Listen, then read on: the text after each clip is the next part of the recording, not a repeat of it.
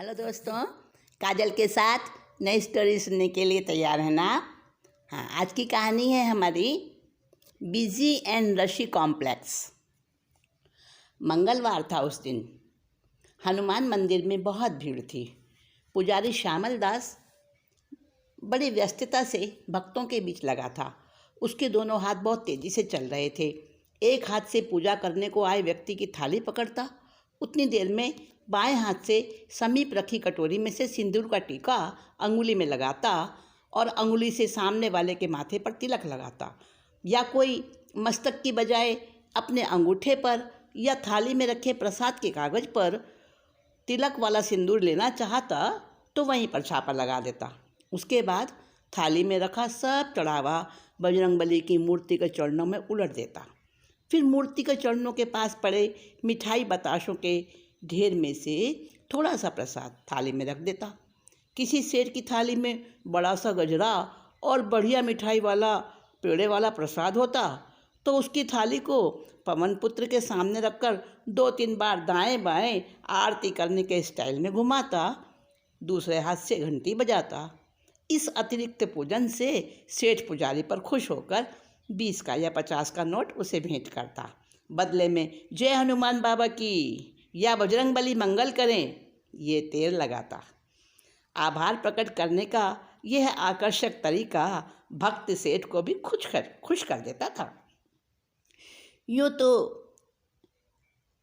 रावी नदी के निकट का ये मंदिर हर दिन ही आबाद रहता था, पर मंगलवार और शनिवार को विशेष भीड़ रहती थी।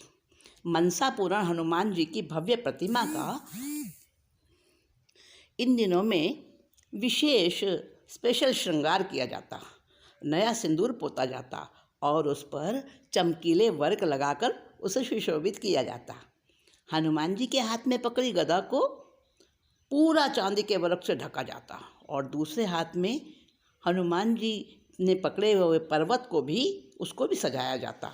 बीच में जगह छोड़कर पीला पत्रा लगा देने से संजीवनी बूटी सोने जैसी चमक रही हो ऐसा ही प्रतीत होता था। श्यामल दास पुजारी बहुत अच्छी तरह से सारी सजावट करता था। मंगलवार और शनिवार को श्यामल दास के साथ उसकी पत्नी राधा भी मंदिर के गर्भगृह में बैठती थी। आज वो कीर्तन मंडली में थी, इसी से पुजारी अकेला ही भक्तों की भीड़ को संभाल रहा था। उसके हाथ खटाखट चल रहे थे। कई स्त्रियां पुजारी बाबा को भी धोख लगा रही थी और बदले में वह जय हो कहकर उनका प्रणाम स्वीकार करता। उस दिन श्यामल दास ने देखा कि भीड़ के रेले को एक तरफ हटाती हुई वो लड़की रोज की तरह उस दिन भी एक तरफ तो खड़ी हो गई थी, उसी तरह चुपचाप और उदास थी, न जाने कहाँ खोई सी। श्यामल दास पुजारी की तीक्ष्ण नजरें उस बालिका की ओर से हटकर मंदिर की दीवार के दूसरी ओर झट से घूम गई और आशा के अनुसार उसे वहाँ उत्सुकता से ताकती हुई अबोध दृष्टि नहीं मिली जो प्रत्येक शनिवार को उस जगह पर रहती थी। पुजारी हर शनिवार को उस छोटे से भोले भाले बालक को भीड़ के बीच में से भी पहचान लेता था।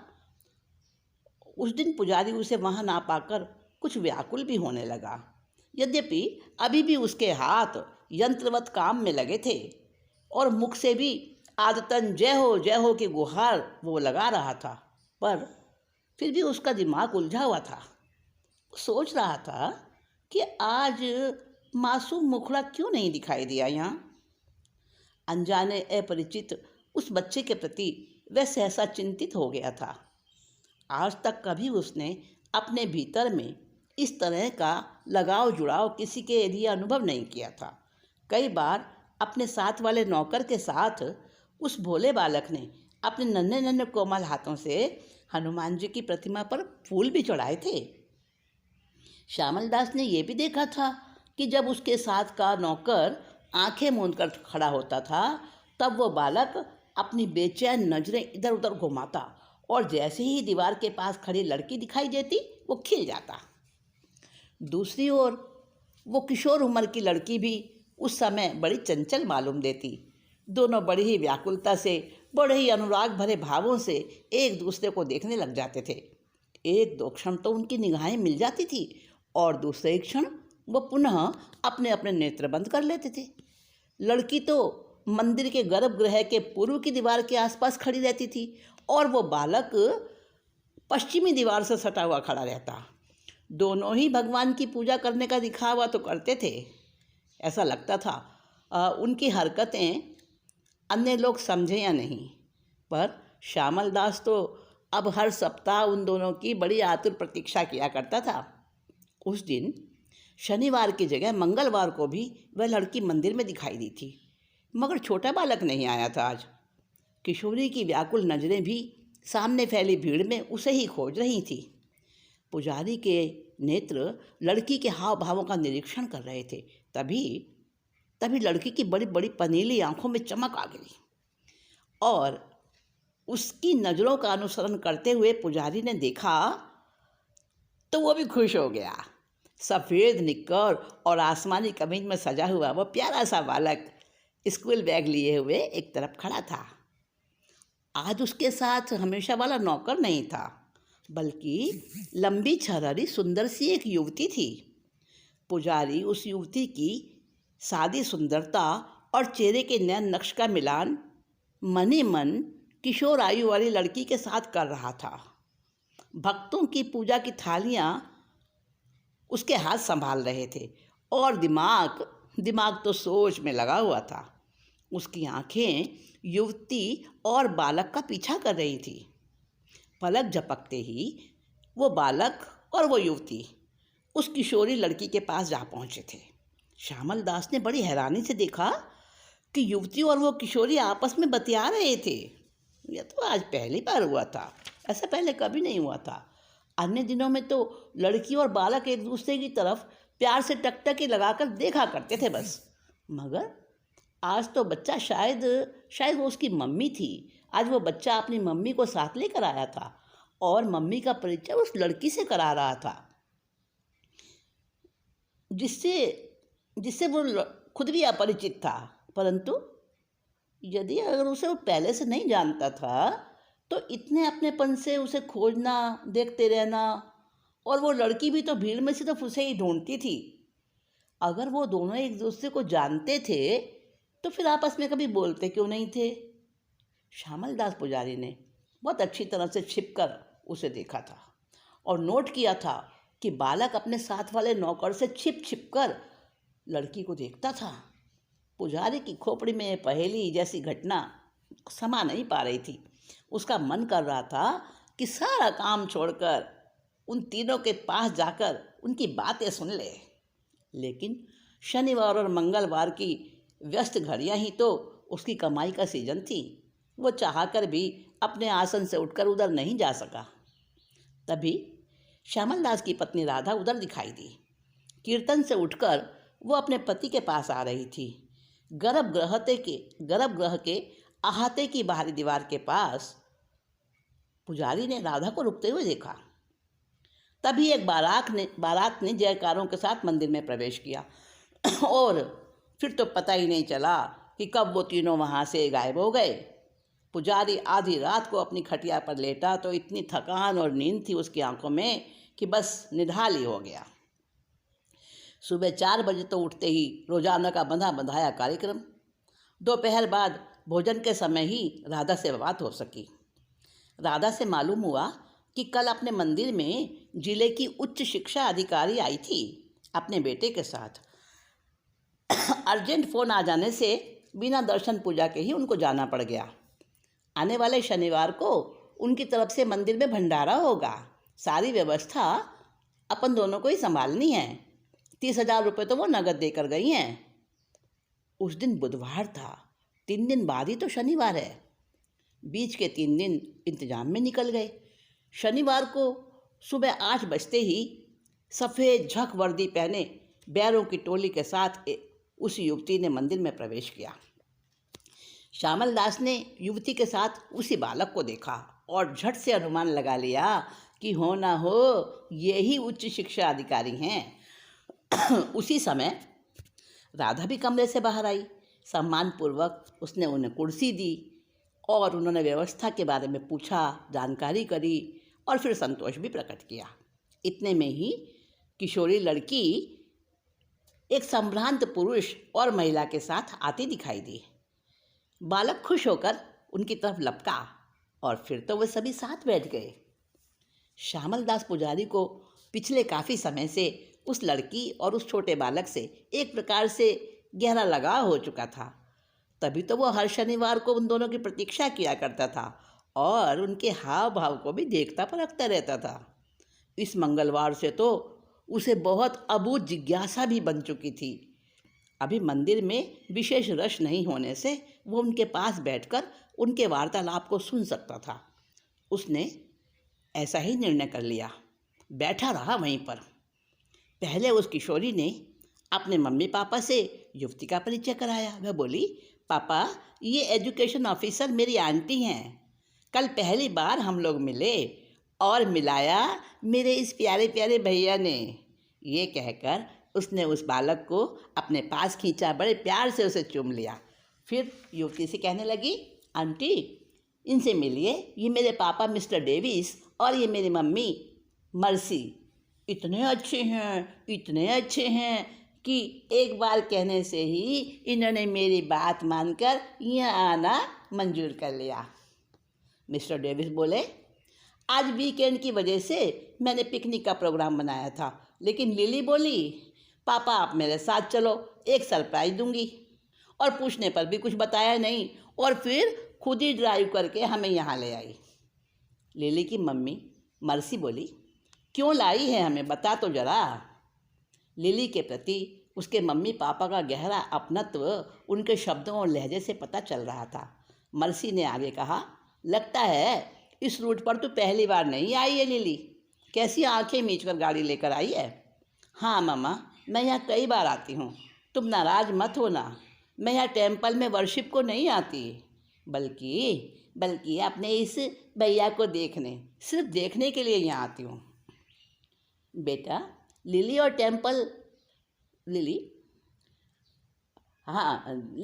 टेम्पल और चर्च में बेटा कुछ फ़र्क नहीं होता। सब में रहने वाला परमात्मा यानी गॉड तो एक ही है। हाँ बेटा, मैं तो ये कह रहा था कि तूने कभी अपने भैया के बारे में बताया नहीं हमें। मिस्टर डेविस ने लिली से बहुत मीठे शब्दों में कहा। लिली ने थोड़े गुस्से और थोड़ी नजाकत से अपने हाथों को नचाकर कहा, बता तो रही हूँ, आप सुनते ही कहाँ हैं। ओह सॉरी बेटा। मिस्टर डेविस और मर्सी ने एक साथ कुछ इस अंदाज से बोला कि शोभना के होठों पर हल्की सी हंसी छलक उठी। उसे लगा कि लिली कैसी भाग्यशाली है जो इतनी लाडली है अपने माँ बाप की। उसकी जरा सी नाराज़गी भी इन्हें बर्दाश्त नहीं होती। उसे याद आने लगा कि लकी के पापा जब बीमार थे तब वो खुद लकी को कैसे कैसे बहलाती थी। उसे राजी रखने को डबल रोटी का मीठा पेस्ट भी मक्खन कहकर खिला देती थी। सहसा उसके चिंतन को ब्रेक लगा। लिली बड़ी ही बुलंद और खनकती आवाज़ में बोल रही थी, मम्मा पिछले यूटी टेस्ट के बाद ही तो लकी भैया मिला मुझे। उस दिन मेरी स्कूल बस छूट गई थी, मुझे अच्छी तरह याद है। उसके पहले दिन राखी का त्यौहार था। अच्छा, उसके बाद क्या हुआ? तीनों जनों के मुंह से एक साथ निकला। होना जाना क्या था, लकी ने अपनी बाइक रुकवाई और सर्वेंट से कहकर मुझे अपने साथ बिठा लिया। इस टेम्पल के साथ वाली रोड पर ही तो मेरा स्कूल है। मैं ऐसी बेवकूफ़ कि उस लकी का नाम कुछ भी नहीं पूछा। तो लिली बेटा, तुम लोग आपस में कभी बोले भी नहीं? कहाँ बोले आंटी, एक दिन स्कूल जाते वक्त मैंने भैया को टेम्पल से आते देखा। बस उसी दिन से हर सैटरडे को मैं यहाँ आने लगी और दूर दूर से इसे देख देख कर खुश होती थी और भैया भी मुझे चुपचाप देखा करता। शोभना हैरानी से बोली, मगर तुम्हारा स्कूल तो। आंटी, मैंने फर्स्ट पीरियड वाली मैम से ज़रूरी काम बताकर मेरी प्रॉब्लम सॉल्व कर ली थी। पहले मैं यहाँ आती थी और फिर बाद में स्कूल जाती थी और फिर सेकंड पीरियड अटेंड कर लेती थी। मिसेज मर्सी ने बीच में टोका लेकिन लिली, तुमने ये सब क्यों किया? मेरा मतलब है बेटा, तुम्हें इससे क्या मिलता था? मम्मा आप नहीं समझोगी, आपके तो भाई है ना। कहते कहते लिली रो पड़ी और लकी को फिर अपने सीने से चिपटा लिया। मेरे भी भाई नहीं है बेटी, मैं तेरी भावना को समझ रही हूँ। कहते कहते शोभना भावुक हो उठी। दीदी, राखी के दिन लिली को भाई मिला, आप आज और अभी राखी बांध दो, लो। मिस्टर डेविस की बाँह आगे बढ़ी और उस कलाई को देखा तो शोभना के सजल नेत्रों ने उस तरफ निहारा। डेविस की आंखों में अपनत्व का सागर उमड़ रहा था। श्यामल दास ने संकेत किया। राधा फुर्ती से उठी, लाल रेशमी डोरा ले आई। शोभना ने अपनी साड़ी की किनारी और रेशमी डोरे को मिलाकर मिस्टर डेविस की कलाई पर राखी बांध दी। सबके साथ साथ पुजारी दंपत्ति भी सुख और आनंद में डूब गए। कॉन्ग्रेचुलेशंस आंटी, लिली ने चहक कर कहा तो शोभना ने दुलार से उसे खींचकर उसको एक किसी दे दी। उसके मुँह से ऐसा निकला, मेरी तनु भी तुम्हारे जितनी ही होगी। कहाँ होगी, मगर शायद होगी भी या नहीं, क्या पता। बहुत गहरी व्यथा को छलकाते इन टूटे फूटे शब्दों को सुनकर पुजारी घबराकर बोला, आपकी तबीयत ठीक नहीं है शायद, आप इधर इस चारपाई पर आराम कीजिए थोड़ी देर। इसके साथ ही उसने चारपाई पर बिछौना बिछा दिया। मिस्टर डेविस और मर्सी भी परेशान दिखाई दे रहे थे, लेकिन लिली एकदम चुप थी। खामोशी से उसने शोभना को चारपाई पर लिटाया, उसका माथा दबाने लगी। इस वक्त उसकी स्वाभाविक चंचलता नामालूम कहाँ चली गई थी। अभी तो उसकी जगह कर्तव्यपरायण समझदारी ने ले ली थी। शोभना को लिली के हाथों का स्पर्श बड़ा सुखद प्रतीत हो रहा था। उसकी पलकें मुंद गई।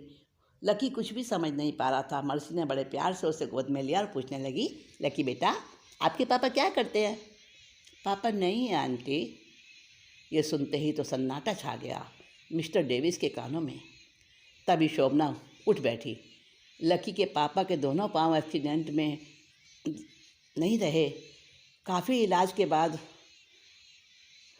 कई साल तक के बाद मैं उन्हें फिर भी नहीं बचा पाई। फिर उनकी जगह रीजनल सुपरवाइज़र की सर्विस मुझे मिल गई। तब ये लकी 1.5 साल का था। बस किसी तरह मेहनत करते करते पिछले साल ही इस पोस्ट तक पहुंची हूँ। शायद शोभना का बीपी बहुत बढ़ गया था। उसकी आवाज़ हाँफ सी रही थी। शोभना के संकेत पर मर्सी ने उसके बैग से टैबलेट निकालकर उसे दी और 2 घूंट पानी से गोली गले उतारने के बाद वो लिली से बोली, लिली बेटा, आज तूने मेरी बहुत सेवा की है, मुझे तो बहुत अच्छा लगा। आंटी, अब कैसी तबीयत है आपकी? हाँ, अभी ठीक लग रहा है। दीदी, आपकी बेटी, आप अभी कुछ कह रही थी, इतनी होगी, शायद होगी, नहीं होगी, क्या कुछ बड़बड़ा रही थी आप? हाँ, क्या नाम आपने बताया? हाँ, तनु कहाँ गई वो? आप भी बस गज़ब करते हो, देखते नहीं अभी इनकी तबीयत अच्छी नहीं है, फिर कभी पूछना। मर्सी ने अपने पति को रोका तो शोभना बोली, नहीं, मैं बताती हूँ। मेरी तनु 2 साल की थी। उस साल हम आजमगढ़ मेले में गए थे। तब इसके पापा की पोस्टिंग वहीं पर थी। उस मेले में ही मेरी तनु गुम हो गई। खूब ढूंढा, कितने विज्ञापन दिए, रिपोर्ट्स कराई, सब बेकार। अब तो बस उसकी याद आती है तो फ़ोटो देखकर मन बहला लेती हूँ। लिली को देखकर बस ऐसे ही यूं ही बिटिया की यादें आ गई थी। आजमगढ़ मेले में मिस्टर डेविस और मर्सी एक साथ चौंक कर बोले, आपको याद होगा दीदी, ये कब की घटना है? भाई साहब, उस दिन को भला मैं कैसे भूल सकती हूँ। 7 फरवरी का था वो हादसा। 12.5 साल हो गए। न जाने क्या बीती होगी मेरी बच्ची पर, कहाँ होगी। शोभना सिसक उठी। लिली ने उसके आंसू पोंछ डाले और मुस्कुराते हुए बोली, अच्छी आंटी, रोती नहीं है। उसके कहने के ढंग पर शोभना आंसुओं के बीच भी हंस दी। इतने में राधा बोली, आप सब नाश्ता लेने उधर चलिए, वहाँ बड़े हॉल में बैरा लोगों ने टेबल पर सब रख दिया है। फिर सब एक साथ उठे और बातें करते हुए चलने लगे। दीदी, आपकी बेटी की कुछ खास पहचान है? यानी कि अगर वो मिल जाए, इतने सालों बाद आप उसे कैसे पहचानोगे? मेरी तनु के लेफ्ट घुटने पर लाल लहसुन का निशान है और कान के नीचे गर्दन पर एक बड़ा सा मस्सा है। क्या? मिस्टर डेविस चक्कर चक्कर खाकर गिरे और बेहोश हो गए। उन्हें उसी समय नर्सिंग होम पहुंचाया गया। फर्स्ट एड उपचार के बाद जब उनकी पत्नी ने पूछा, आप कैसी तबीयत है, तो वे बड़े निराश स्वर से बोले, लिली की मम्मी, अब क्या होगा? शोभना अपनी बेटी को हमसे छीन लेगी। ये कहते हुए वो रो उठे। नहीं नहीं, ऐसा नहीं होगा, हम कुछ रास्ता निकालेंगे। वो एक इमोशनल लेडी है, अभी आप ज़्यादा मत सोचो, आपको इस वक्त रेस्ट की ज़रूरत है। तभी एक नर्स ने आकर कहा, प्लीज़ आप बाहर जाइए, पेशेंट को गहरा शॉक लगा है, इन्हें टोटल बेड रेस्ट चाहिए, इंजेक्शन देना है। मिस्टर डेविड बाहर आए तो शोभना के साथ लिली और लकी को खड़े पाया। तीनों के चेहरे पर उदासी थी। उन्होंने सबको आश्वस्त करने के लिए होठों पर बनावटी हंसी की परत चढ़ाते हुए कहा, अभी तो मर्सी को नींद का इंजेक्शन दिया है, चिंता जैसी कोई बात नहीं है, वो ठीक है, बस जरा सा चक्कर आ गया था। दोनों बच्चे तो समझे या ना समझे, मगर शोभना डेविस के अभिनय के पीछे वाली सच्चाई का अनुमान लगा चुकी थी। उसने लिली के लहराते बालों के नीचे गर्दन का मस्सा भी देख लिया था। उसके अंतर्मन में द्वंद्व छिड़ा था। एक तरफ तो बरसों से बिछड़ी बेटी के मिल जाने की खुशी थी और दूसरी तरफ इस नेक नरम दिल दंपत्ति की पीड़ा से भी वो द्रवित हो उठी थी। उसी समय मिसिस डेविस ने उसकी विचार श्रृंखला को तोड़ा। दीदी, आओ बच्चों को नाश्ता करा दें। लिली भी मौन थी, जैसे कि उसका अवचेतन मन जान गया हो कि कुछ अघट घटना घटी है। अनमने और खामोश रहकर सबने नाश्ता पूरा किया। लिली और लकी एक तरफ बने पार्क में खेलने चले गए। शोभना मन ही मन निश्चय कर चुकी थी। उसने डेविस और मर्सी के भीतर चलते संघर्ष से उन्हें उबारते हुए मजबूत और निर्णयात्मक स्वर से कहा, डेविस भैया, मर्सी को क्या मेंटल शॉक लगा है और आप भी क्यों उलझे हुए हैं, मैं जान गई हूँ। दीदी क्या कह रही हैं आप? डेविस की आवाज़ लड़खड़ा रही थी। हाँ, मुझे कहने दो भैया, अगर ये रात छुपाते ही रहे ना तो हम सब की ज़िंदगी नरक बन जाएगी। मगर लिली, डेविस ने टोका। मेरे अच्छे भैया, लिली एक है और उसके माली दो हैं। वो इसीलिए वो अब दोनों गुलशन महकाएगी। मिस्टर डेविस को सहसा अपने कानों पर विश्वास नहीं हो सका। शोभना ने बहुत वात्सल्य के साथ राखी बंधे उसके हाथ को पकड़ा और बोलने लगी, इस पवित्र धागे की साक्षी के साथ कहती हूँ भैया कि लिली को सुंदर सुसंस्कारी परवरिश देने से तुम दोनों मेरे बहुत बड़े उपकारी बन गए हो। तुम्हारा ये ऋण, तुम्हारा ये एहसान मैं कभी नहीं चुका सकूँगी। डेविस समझ गया कि शोभना सब कुछ जान गई है। उसे पता लग चुका है कि लिली उसकी बेटी तनु ही है। इतने पर भी उसने जालिम बनकर हमसे उसे छीनना नहीं चाहा, बल्कि हमारी भावनाओं का भी वो सम्मान रखना चाहती है। अपनी इस उदार दिल वाली बहन के प्रति डेविस का मस्तक श्रद्धा से झुक गया। शोभना की बोली आंसुओं के बीच डूबने लगी। डेविस ने उसके कंधे थपथपाते हुए कहा, दीदी, हम लोग तो आज ही जाने, मगर दोनों बच्चे तो अनजाने अनचीने ही कैसे घुल मिल गए, और देखो तो खुद मिलकर हमें भी मिला दिया। ओह गॉड, तेरी कुदरत का करिश्मा तो अजीब है। ठीक कहा तुमने डेविस भैया, आज मैं निहाल हो गई। भाई भाभी भी पाए और मेरी खोई हुई बेटी भी पाई। भैया, हम लोग आजमगढ़ से एक शादी अटेंड करके लौट रहे थे। मेरी गाड़ी में मेरा दोस्त इंस्पेक्टर शर्मा भी था। चुंगी नाके के समीप दो गुंडे एक छोटी सी बच्ची को फुसला रहे थे और बच्ची लगातार मम्मी मम्मी चिल्ला रही थी। हमें कुछ डाउट हुआ और फिर मेरे दोस्त के रौब और उसकी पोस्ट की वजह से बच्ची हमारे सुनी गोद में आ गई और गुंडे जेल में पहुंच गए। लिली ने हमारे वीरान जीवन में बहारें भर दी और उसके बिना हम दोनों कुछ नहीं हैं। डेविस का गला रुंध गया, आंखों से आंसू बह चले। अगले ही क्षण उसने खुद को संभाल लिया। बड़ी हिम्मत के साथ शोभना से बोला, दीदी मैं मर्सी को समझा लूँगा, तुम लिली की माँ हो, उसे ले जाने का तुम्हें पूरा अधिकार है।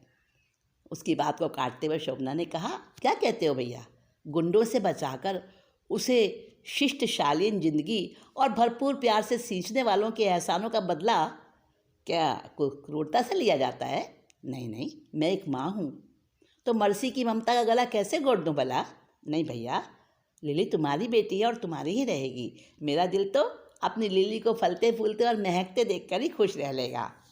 दीदी ये तो अन्याय हो जाएगा आपके साथ, आपकी ममता के साथ। तो फिर क्या किया जाए भैया? शोभना बोली। अपन सब एक साथ नहीं रह सकते? कुछ सोचते हुए डेविस बोल उठा।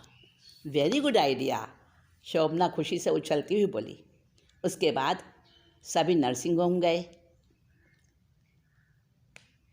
मर्सी ने जब ये सारी प्लानिंग सुनी तो उसे बेहद खुशी हुई। डॉक्टर्स ने चेकअप में पाया कि अब वो बिल्कुल ठीक है, तो घर जाने की अनुमति दे दी। हनुमान मंदिर में उस दिन बड़ा शानदार भंडारा हुआ, जिसकी चारों तरफ प्रशंसा होने लगी। पुजारी श्यामल दास ने बड़ी हैरानी से देखा कि हनुमान बाबा की पूजा आरती में शोभना के साथ साथ डेविस और मर्सी भी दिल्ली को लेकर शामिल हुए। बहुत जल्दी ही बिजी एंड रशी कॉम्प्लेक्स बनकर पहले से तैयार हो चुका था, और वो किनका? मिस्टर डेविड का ही था। और उसी के बगल में LL डेस्टिनेशन की 15 मंजिली भव्य बिल्डिंग खड़ी हो गई। इसके ग्राउंड फ्लोर पर मंदिर और एक चर्च भी था। एक माले पर हॉस्पिटल, एक माले पर नेचुरल थेरेपी सेंटर भी बना। इसी बिल्डिंग के बीच वाले 8वें माले पर लिली और लकी दोनों अपनी मम्मी के साथ कभी भी अलग नहीं होने की निश्चिंत उमंगों से भरे हुए कैरम खेल रहे थे। और बिजी एंड रशी कॉम्प्लेक्स सचमुच में उनके लिए जिंदगी का एक महकता हुआ ऐसा गुलशन बन गया था जिसकी कोई मिसाल नहीं दी जा सकती।